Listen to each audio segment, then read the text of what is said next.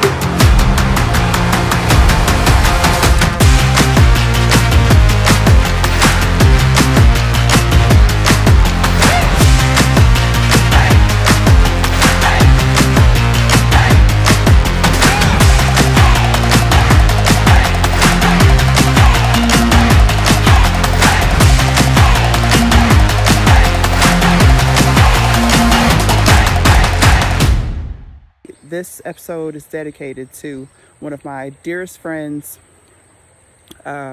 She's about to take off on the next leg of her journey, and since she was taking off, she left us the grill.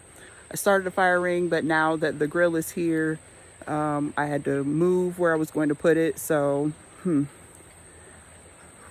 this would be hard work because these rocks are heavy, but I did build this little sled, so you'll see kind of how I put this together to try and make it as easy work as possible. But yeah, setting up the campsite. I'm excited to see how it turns out.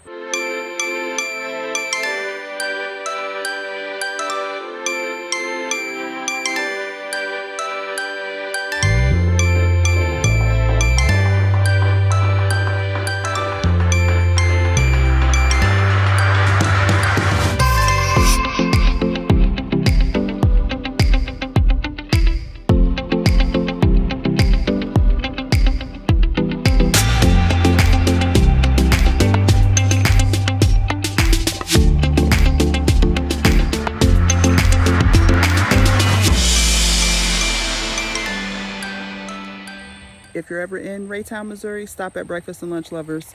My suggestions would be to get the croissant sandwich with the eggs over medium or over hard as opposed to scrambled. The breakfast potatoes, the bomb. And the food is cooked with a lot of heart and love.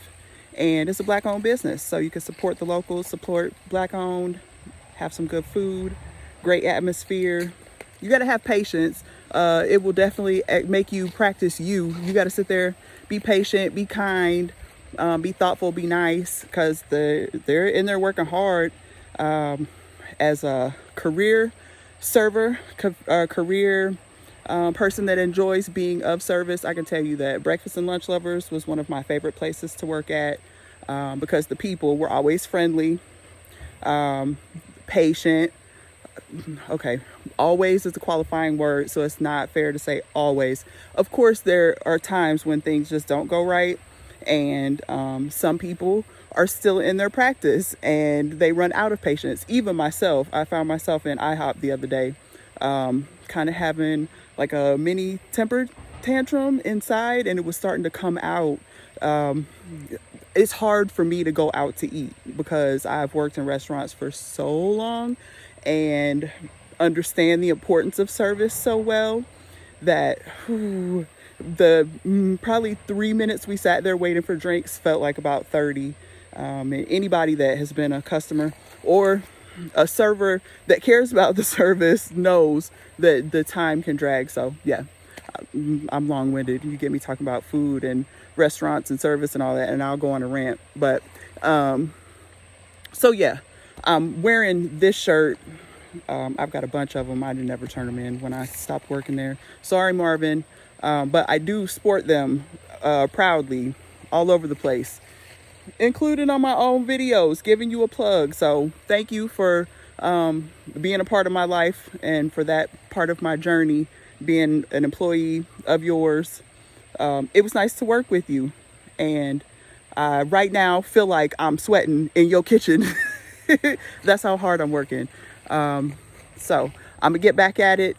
I've got this much of the pit done and we don't have any more big rocks. So it looks like I'm gonna need to go scouting for some. I actually know where one is off the top of my head. I got this bad boy right here. I pulled up to shore not too long ago. I could probably take a couple off of that back there too. And reconfigure this layer here at the top, so that'll give me 1, 2, 3, 4. Yeah, all right, found some rocks. I'm about to harvest them in, and yeah, just keep going. I don't know how much of this I'm gonna get. That to there, you'll see when I'm done.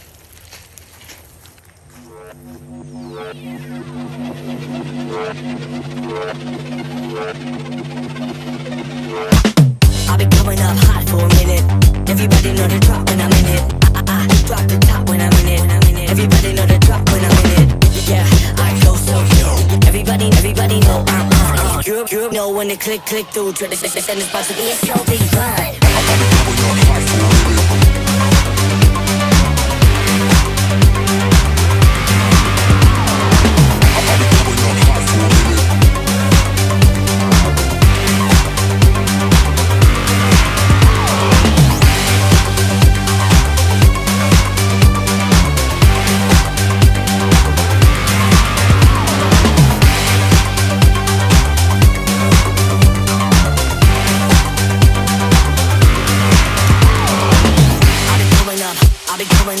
Everybody know the drop when I'm in it.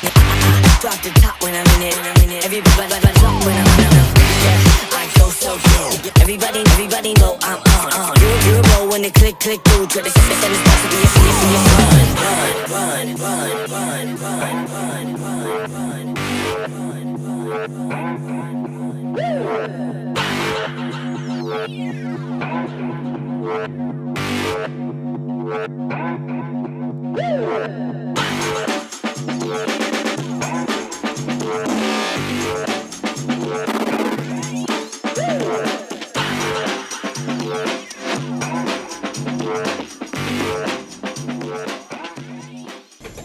So I'm a sucker for cedar. They brought a piece. Oh my gosh, it smells so good. It smells so good. It's like a piece of wooden perfume. All right. So let's see what we're working with here. Because we could take a few of these over to the fire pit. I think probably this one, these right here. We're making progress. It's getting there. It's almost done. I got about another arm left to go on the fire pit. It's pretty artistic. I've got river rocks and lots more river rocks, and there's like the jasper section and some sparkly ones, so when the sun comes in here, it kind of dazzles. It'll be really cool. They're supposed to be bringing me more rock. We'll see. I'm cooling off, trying to catch a breeze. I'm sweating. It's so humid. I know it looks like I just got out of the river, but I did not, I promise. I've just been slinging rocks,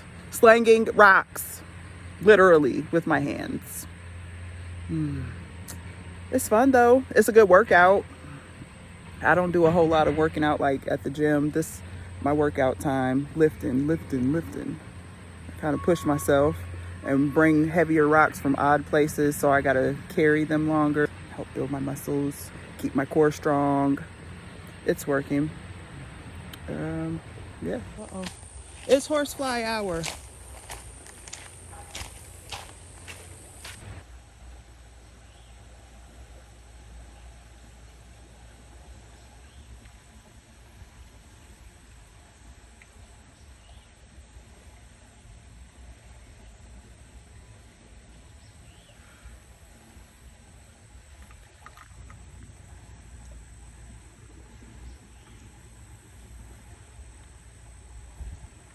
This is pretty much complete. I've got the fire pit, the fire ring done. Grill goes in the back. David's supposed to bring the swing down on one of his trips, so I'll have to call him and see if he can remember. Then the last thing, which really doesn't have anything to do with right now, is they dropped off these boulders. So these here, so they're gonna line the boulders out through here, and then we're gonna backfill it so that this stays up a little higher, so that when this goes,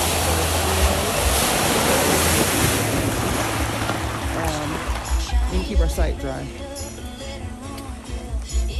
David's back. Come see. What's that? Check it out. Leave me in. Cool. Leave me in. Okay. I like it. I like that it's irregular and it's not our traditional round fire pit.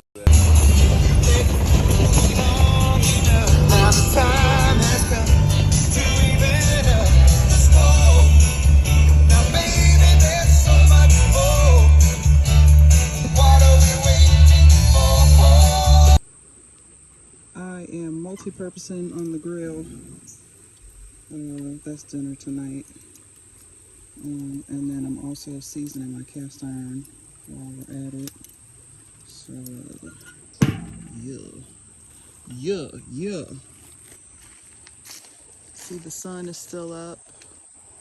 A few more hours left. Camp is set up. Mostly, yeah. I think David's out looking for firewood. So, keep preparing dinner.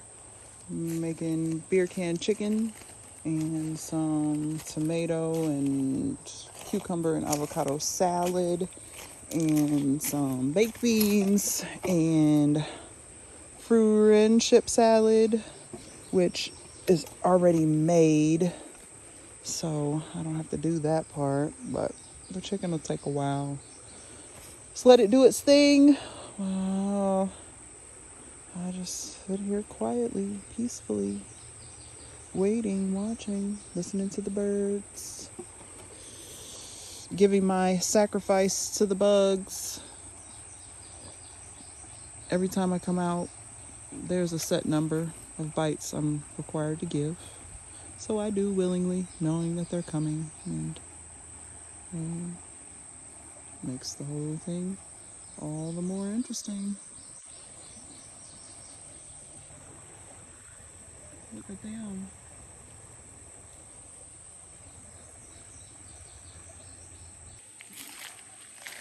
Take a walk, see the difference.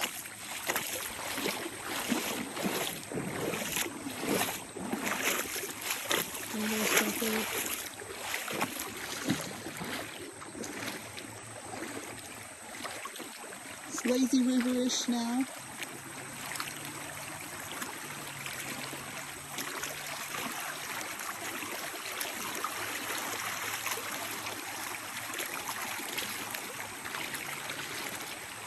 Intersection.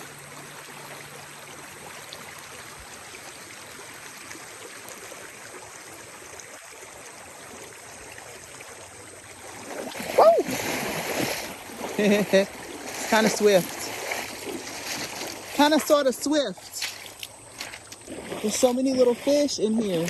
I hope that they get back to where they're supposed to be because this water is it's evaporating pretty quickly. There'll be a few dead soldiers left behind. There always is.